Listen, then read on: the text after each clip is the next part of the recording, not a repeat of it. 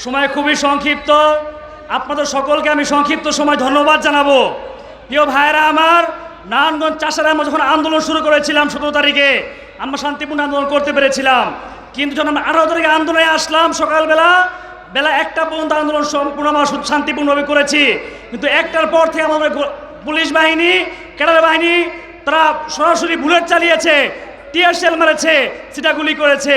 কিন্তু ভাইয়েরা আমার, আমরা দেখেছি কি পরক্ষণে বিকালবেলায় ইসলামী আন্দোলন বাংলাদেশের কর্মী ভাইয়েরা নারায়ণগঞ্জের ডিআইডি থেকে এক বিশাল মিছিল নিয়ে আমাদেরকে উৎসাহ জাগিয়েছে।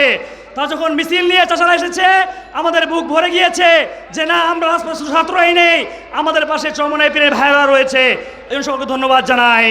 প্রিয় ভাইয়েরা আমার, আমরা দেখেছি শাহেকের চরমনাই 4 তারিখে এক বিশাল মিছিল নিয়ে শাহবাগে অবস্থান করেছে।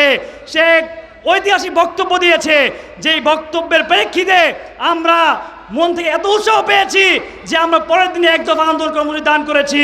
সেই কর্মসূচির মধ্যেও দেখেছি শাহেখের চরমনাই কারফিউ ভেঙে তার বাহিনী নিয়ে শাহবাগের ময়দানে, পল্টনে সহ বিভিন্ন জায়গায় তারা স্লোগান দিয়েছে, আমাদের সাথে সংহতি প্রকাশ করেছে। এই জন্য সকলকে ধন্যবাদ জানাই।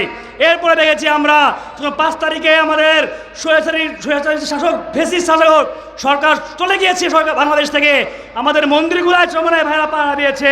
এই জন্য সকলকে ধন্যবাদ জানাই। আজ চাষারা আমরা দেখেছি ছাত্র ভাইরা ট্রেনিংয়ে কার্যক্রম করেছে।